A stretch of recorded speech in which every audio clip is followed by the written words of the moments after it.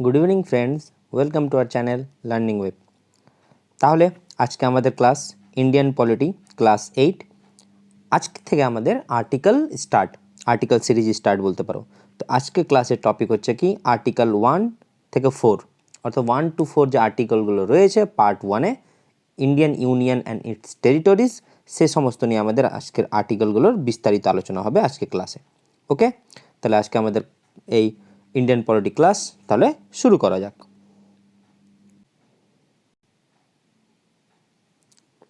দেখো, Indian union and its territories অর্থাৎ ভারতের সংবিধানের পার্ট 1 এবং আর্টিকেল 1 to 4। তো আমাদের এই আর্টিকেল 1 to 4-এ কী কী রয়েছে সেগুলো আমাদের আজকে আলোচনা। তো এক এক করে যদি বলি, দেখো, part 1 of the Indian constitution articles 1 to 4 deals with the union as well as it's territory. তার মানে প্রথমে আমাদেরকে জানতে হবে যে আর্টিকেল 1 এবং আর্টিকেল 4 মানে আর্টিকেল 1 থেকে আর্টিকেল 4 পার্ট 1-এর অন্তর্গত 1 নম্বর, এবং এই আর্টিকেল 1 থেকে 4 কী নিয়ে ডিল করে। তো ইম্পর্টেন্ট কী বলছে দেখো, union as well as it's territory. এখানে দেখো ইউনিয়ন বলতে কি, যে ভারতের মানে বিভিন্ন অঙ্গরাজ্য, বিভিন্ন যে ইউনিয়ন টেরিটরি রয়েছে সমস্ত কিছু নিয়ে আমাদের আজকে আলোচনা, মানে 1 থেকে 4, আর্টিকেল 1 থেকে 4 এই সমস্ত কিছু নিয়ে আলোচনা। ওকে, তো দেখো কি রয়েছে, India is called the union of states. তার মানে ভারতকে কি বলা হয়, union of states. Even though the constitution of India is federal in structure, কিন্তু তবুও ভারতের যে সংবিধানে যে প্রকৃতি সেখানে কিন্তু একটা ফেডারাল স্ট্রাকচার রয়েছে, তা সত্ত্বেও ভারতকে কি বলা হয়, ইউনিয়ন অফ স্টেট। তা সত্ত্বেও ভারতকে কী বলা হয়, ইউনিয়ন অফ স্টেট। এটা মাথায় রাখবে। তো এবার প্রশ্ন হচ্ছে যে এই ইউনিয়ন অফ স্টেটস কেন, ঠিক না, ফেডারেশন অফ স্টেট কেন নয়। তো দেখো আমরা আলোচনা করব, তবু কি বলছে দেখো, Indian federation is not the result of an agreement among states like the American federation.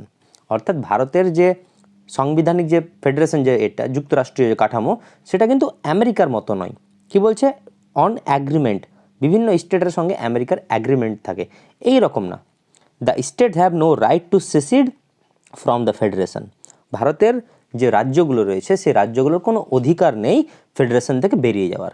তাহলে দেখো, প্রথমে আমাদের এই পার্থক্যটাকে কভার করি, যে federation of state and union of state এর পার্থক্যটা কী। দেখো, ঠিক আছে, দেখো চলো দেখি। দেখো আমি বুঝিয়ে দিচ্ছি। আমেরিকার যদি আমি ফেডারেশন বলি তো সেটা হচ্ছে কি ফেডারেশন অফ স্টেট। ওকে, আর ভারতের যে আমরা বলি সেটা কি হবে, union of state. Federation of state কি, ধরো এটা হচ্ছে আমেরিকা, এবার আমেরিকার মধ্যে ধরো বিভিন্ন স্টেট রয়েছে, ধরো এটা একটা স্টেট, এটা একটা স্টেট, এটা একটা স্টেট, এটা একটা স্টেট। ওকে, ঠিক সেরকমই ভারত একটা ধরো ফেডারেশন, যেখানে ভারতের মধ্যে কি রয়েছে, বিভিন্ন স্টেট রয়েছে, ধরো এটা একটা স্টেট, ঠিক আছে, ধরো এটা একটা স্টেট, ধরো এটা একটা স্টেট, এরকম অনেকগুলো স্টেট রয়েছে। এবার আমেরিকার স্টেটদের যে রাজ্যগুলো রয়েছে তাদের সঙ্গে আমেরিকার ফেডারেশনের চুক্তি কি, একটা অ্যাগ্রিমেন্টের বেসিসে। অর্থাৎ যে কোনো রাজ্য যে কোনো সময় তাদের ইচ্ছা মতো কী হতে পারে, তাদের ফেডারেশন থেকে বেরিয়ে যেতে পারে। তার মানে ধরো এটা আমেরিকার ক্যালিফোর্নিয়া স্টেট, তো ক্যালিফোর্নিয়া চাইতে পারে যে আমি কি করতে পারি, এই ফেডারেশন থেকে বেরিয়ে যাব, এটা আমেরিকার কাঠামো। কিন্তু ভারতের স্ট্রাকচার কি, এটা যদি ভারতের স্টেট ধরো তামিলনাড়ু, তাহলে তামিলনাড়ুর কোনো পাওয়ার নেই যে তামিলনাড়ু তার ফেডারেশন থেকে, ভারতের ফেডারেশন থেকে বেরিয়ে যাবে। এই জন্য ভারতের ফেডারেশনকে কী বলা হয়, ইউনিয়ন অফ স্টেট। কিন্তু আমেরিকার মানে যে ফেডারেশনের প্রকৃতি কি, ফেডারেশন অফ স্টেট। তাহলে পার্থক্যটা বুঝতে পেরেছো। তো দেখো প্রথম যে কথাগুলো রয়েছে তাতে এটাই উল্লেখ রয়েছে, দেখো যে the Indian federation is not the result of an agreement among states. অর্থাৎ রাজ্যের সঙ্গে কোনো চুক্তি হয়নি বা কোনো অ্যাগ্রিমেন্ট হয়নি আমেরিকার ফেডারেশনের মতো। The states have no right to secede from the federation.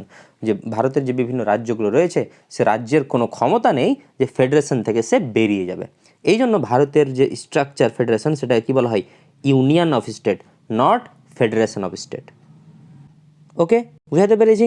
তাহলে এই হচ্ছে ভারতের প্রকৃতি, মানে সাংবিধানিক প্রকৃতি বলতে পারো, ফেডারেশনের প্রকৃতি। তাহলে আমাদের আর্টিকেলগুলো শুরু করি। তো আমাদের প্রথমে আসবে আর্টিকেল 1। আর্টিকেল 1 প্রথম আর্টিকেল। তো আগে মাথায় রাখো আর্টিকেল 1 থেকে 3টা জিনিস আমরা জানতে পারি, ঠিক আছে? সে 3টা জিনিস কী কী? প্রথমে তো আমরা জানবো যে ভারতের নাম, নেম অফ দ্য কান্ট্রি বা নেম অফ দ্য, মানে আমাদের যে দেশের নাম, সে নাম সম্বন্ধে আমাদের ধারণা রয়েছে, মানে ক্লজ রয়েছে। সেকেন্ড ক্লজে রয়েছে কি, যে টেরিটোরিয়াল জুরিসডিকশন, ঠিক আছে? মানে বিভিন্ন যে এরিয়া, বিভিন্ন যে স্টেট, ইউনিয়ন, সমস্ত কিছু আমাদের আলোচনা রয়েছে, ঠিক আছে? আর 3 নম্বর রয়েছে তাদের স্ট্রাকচারটা, যে টেরিটোরিয়াল, যে আমাদের যে টেরিটোরিয়াল যে স্ট্রাকচারটা কীরকম। আর আরেকটা হবে যে দ্য টাইপ অফ পলিটি, যেটা আমরা বললাম। তাহলে দেখো আর্টিকেল 1-এ কী কী রয়েছে? আর্টিকেল 1-এ রয়েছে প্রথমে তো নেম, অর্থাৎ ভারতের যে নাম, দেশের নাম। তারপর হবে কি টাইপ অফ পলিটি, যে ভারত একটা ইউনিয়ন অফ স্টেট, এটার কথা উল্লেখ রয়েছে আর্টিকেল 1-এ। আর আর্টিকেল 1-এরই থার্ড ক্লজে রয়েছে কি, যে বিভিন্ন টেরিটরি এবং স্টেট, ঠিক আছে? তাহলে 3টা ধারণা রয়েছে আর্টিকেল 1-এ। তো দেখো, তো প্রথমে কি বলছে, যখন গণপরিষদ মানে গঠিত হয়, তো প্রথমেই আমাদের প্রশ্ন আসে যে দেশের নাম কি হবে। তো অনেকের মতামত ছিল যে দেশের নাম হবে কি, ভারত। দেশের নাম কি হবে, ভারত, যেটা একটা ট্র্যাডিশনাল নাম বলতে পারো, একটা মানে সাংস্কৃতিক হিসাবে দেশীয় একটা রীতিরিবাজকে মেনে নাম রাখতে চেয়েছিল কি, ভারত। কিন্তু অনেকের মতামত ছিল কি, যে নাম হবে মডার্ন, অর্থাৎ ইন্ডিয়া। ওকে, তো যার জন্য কি বলছে দেখো আর্টিকেল 1-এ প্রথমে উল্লেখ রয়েছে name and territories of the union. তার আর্টিকেল 1 কী নিয়ে ডিল করে, name and territories of the union.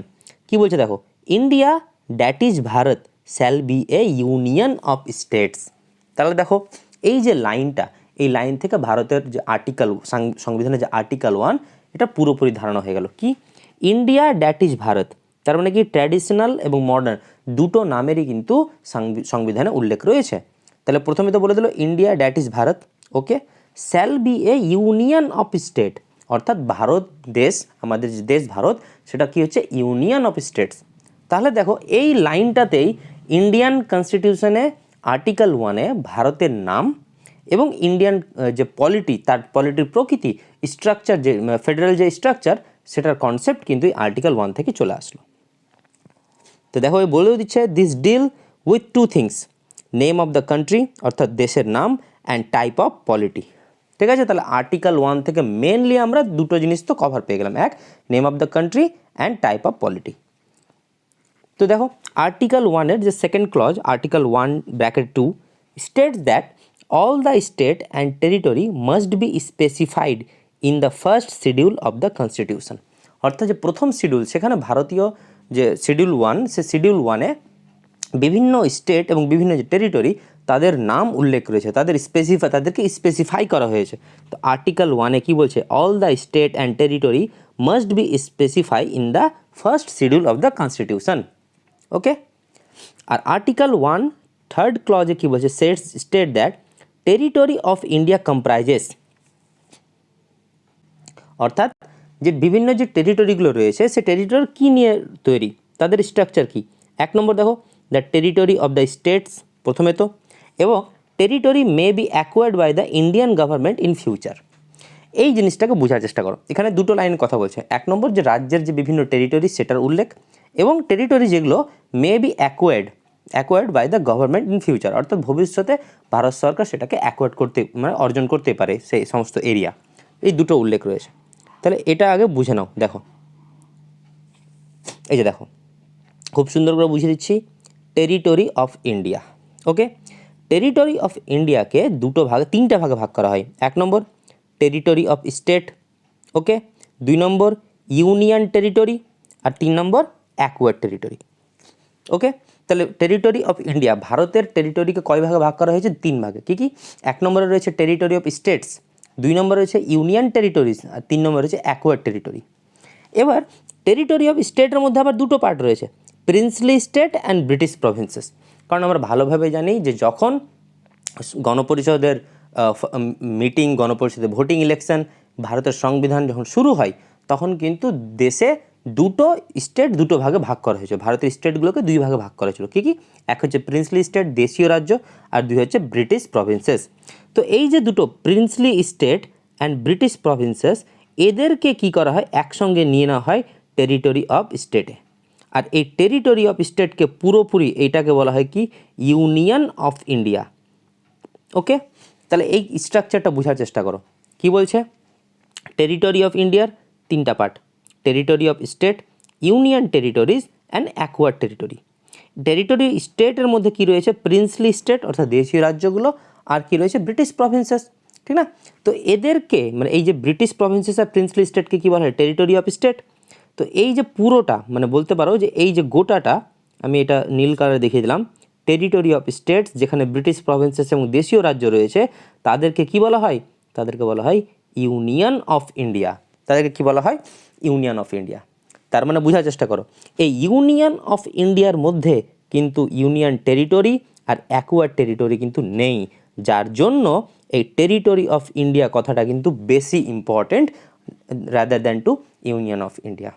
বুঝতে পেরেছি? গুড। এবার কি রয়েছে দেখো, আর্টিকেল 2-তে চলে আসো। আর্টিকেল 2-তে বলছে দেখো, admission or establishment of new state, অর্থাৎ নতুন কোনো রাজ্য তার মানে অ্যাডমিট মানে সংবিধানে তাকে এনলিস্টেড করা বা তার তৈরি করা, তার গঠন করাটা এই আর্টিকেল 2-তে রয়েছে। কি বলছে দেখো, this article awards the parliament, awards না, এটা পাওয়ার হবে actually, the articles give articles, যাই হোক, the parliament to add or establish new state in the union of India. লাইনটা বুঝো, ইউনিয়ন অফ ইন্ডিয়া মানে বুঝতে পারছো, এখানে কিন্তু টেরিটরি অ্যান্ড অ্যাকোয়ার্ড টেরিটরির কথা উল্লেখ নেই। এটা হচ্ছে ইউনিয়ন অফ ইন্ডিয়া, যেখানে দেশীয় রাজ্য রয়েছে এবং যেখানে ব্রিটিশ প্রভিন্সেসগুলো রয়েছে, অর্থাৎ টেরিটরি অফ স্টেট রয়েছে। তো বলছে এই ইউনিয়ন অফ ইন্ডিয়ার মধ্যে নতুন কোনো স্ট্যাবলিশ মানে নতুন রাজ্যকে অ্যাড করতে পারে, আর না হলে নতুন কোনো রাজ্যকে এস্টাবলিশ করতে পারে ইন দ্য ইউনিয়ন অফ ইন্ডিয়ার মধ্যে। কোন আর্টিকেলের দ্বারা? আর্টিকেল 2। তার মানে বোঝার চেষ্টা করো যে ধরো এখন ইউনিয়ন অফ ইন্ডিয়া রয়েছে, ধরো ব্রিটিশ কোনো প্রভিন্সেস রয়েছে, তো সে ব্রিটিশ কোনো প্রভিন্সেসকে স্টেটের মর্যাদা দেবে। তো স্টেটের মর্যাদা দেওয়ার জন্য পার্লামেন্টকে কিন্তু পাওয়ার রয়েছে যে পার্লামেন্ট সেটাকে অ্যাড করতে পারে নতুন স্টেট রূপে, বা নতুন স্টেট রূপে সেটাকে গঠন করতে পারে। কিন্তু কখন, কার মধ্যে? ইন দ্য ইউনিয়ন অফ ইন্ডিয়ার মধ্যে থেকে। অর্থাৎ তুমি কেন্দ্রশাসিত অঞ্চল থেকে কিন্তু এটা করতে পারো না। অর্থাৎ কেন্দ্রশাসিত অঞ্চল থেকে তুমি কোনো স্টেট তৈরি করতে পারো, সেটা অন্য আর্টিকেল চলে যাবে। আর্টিকেল 2-তে কিন্তু ইউনিয়ন অফ ইন্ডিয়া থেকে কিন্তু তোমাকে করতে হবে। তুমি ইউনিয়ন টেরিটরি বা অ্যাকোয়ার্ড টেরিটরি থেকে কিন্তু স্টেট গঠন করতে পারো না। তাহলে ওটা অন্য আর্টিকেলের ব্যাপার। আর্টিকেল 2-তে কী বলছে? ইউনিয়ন অফ ইন্ডিয়া যেটা রয়েছে, সেই ইউনিয়ন অফ ইন্ডিয়ার মধ্য থেকে তুমি কোনো কিছু নতুন স্টেট অ্যাড করতে পারো, এনলিস্টেড করতে পারো, বা নতুন কোনো স্টেট তুমি গঠন করতে পারো। ওকে, কি রয়েছে দেখো, 2 powers which are given to the parliament under the article.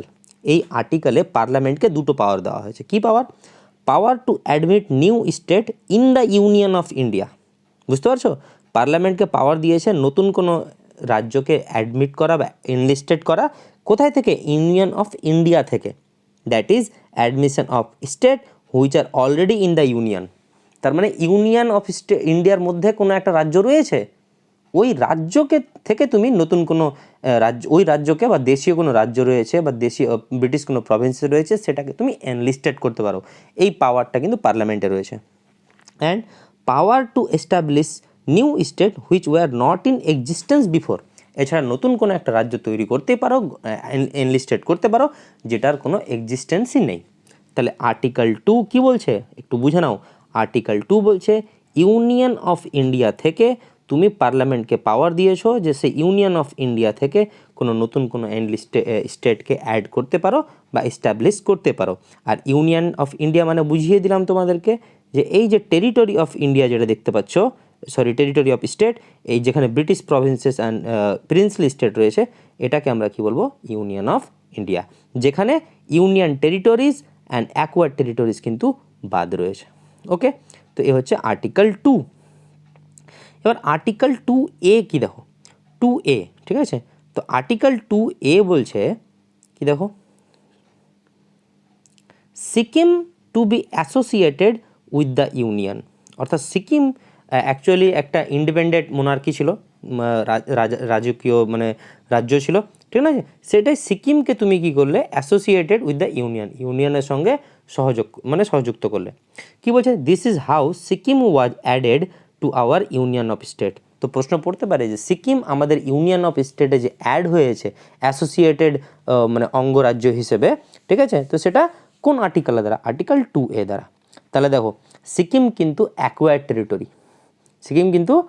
Territory, this article was inserted in the constitution by the 25th amendment act 1974। অর্থাৎ এই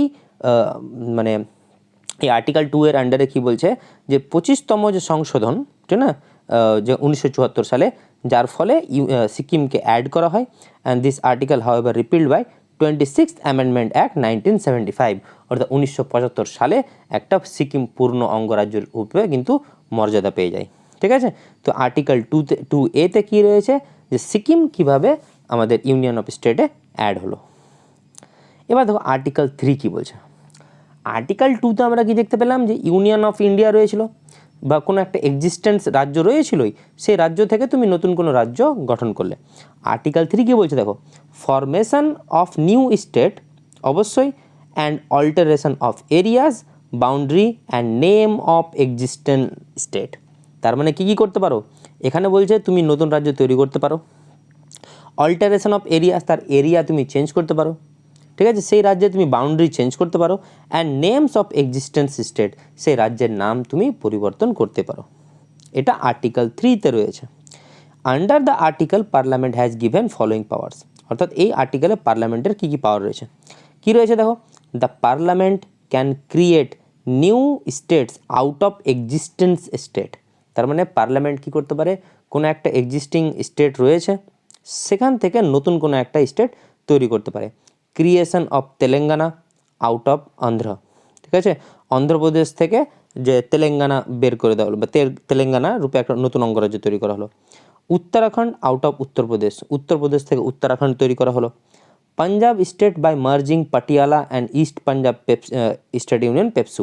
অর্থাৎ পাঞ্জাব কী করলো, যে পাটিয়ালা আর যে ইস্ট পাঞ্জাব স্টেট ইউনিয়ন তাদেরকে মার্জ করে, তাদেরকে যুক্ত করে পাঞ্জাব তৈরি করা হলো, ঠিক আছে। Under the act parliament can increase or diminish the area of any state. অর্থাৎ যে কোনো রাজ্যের তুমি এরিয়া চেঞ্জ করতে পারো, কমাতে পারো, বাড়াতে পারো, ঠিক আছে। Parliament can alter the boundaries of state, তুমি রাজ্যের সীমানাকে তুমি পরিবর্তন করতে পারো। And parliament has the power to alter the name of the state, তুমি রাজ্যের নামকেও চেঞ্জ করতে পারো। এবার তুমি এই যে রাজ্যের যে অনেক কিছু চেঞ্জ করবে, তার জন্য তুমি রাজ্যের কোনো চিফ মিনিস্টার বা তোমার রাজ্যের গভর্নরের যে কোনো মানে কী বলবো, যে অনুমতি নিতে হবে তার কোনো ব্যাপার নেই।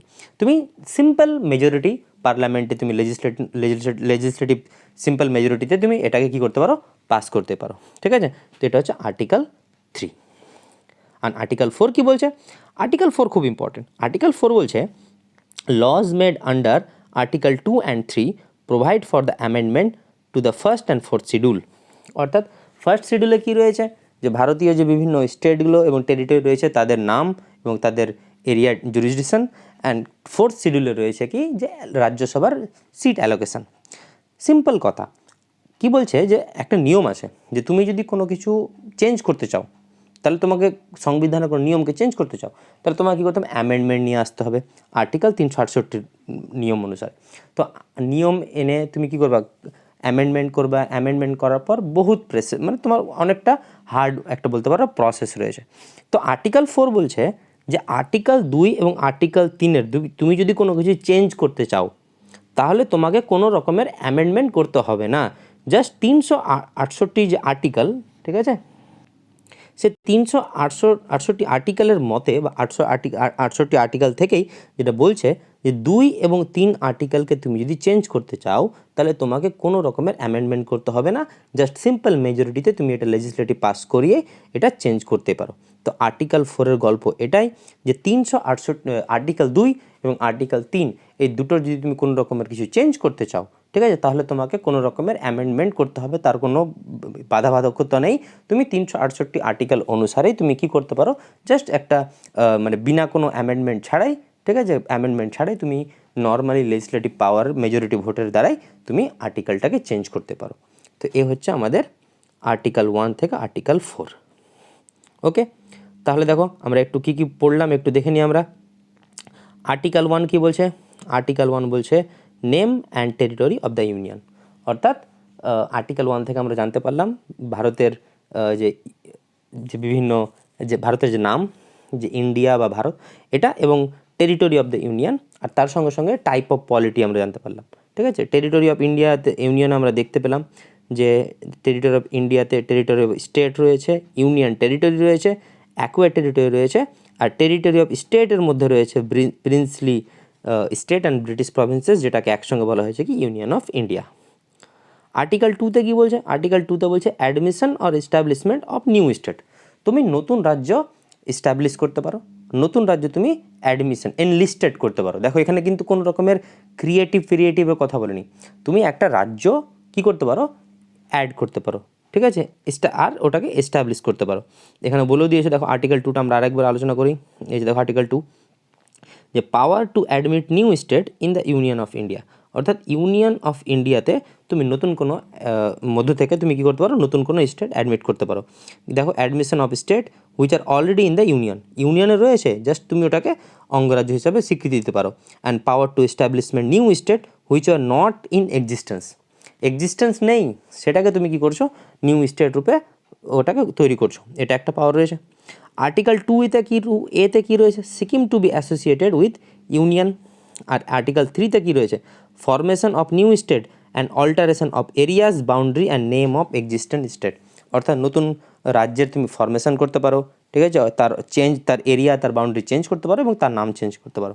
অ্যান্ড আর্টিকেল 4 কী বলছে? আর্টিকেল 4 বলছে যে 368 আর্টিকেলের মত থেকে যেটা বলছে যে আর্টিকেল 2 এবং আর্টিকেল 3-এর যদি তুমি কোনো রকমের চেঞ্জ করতে চাও তাহলে কোনো রকমের অ্যামেন্ডমেন্ট করতে হবে না, জাস্ট সিম্পল মেজরিটিতেই তুমি সেটাকে পাস করে সেটা চেঞ্জ করতে পারো।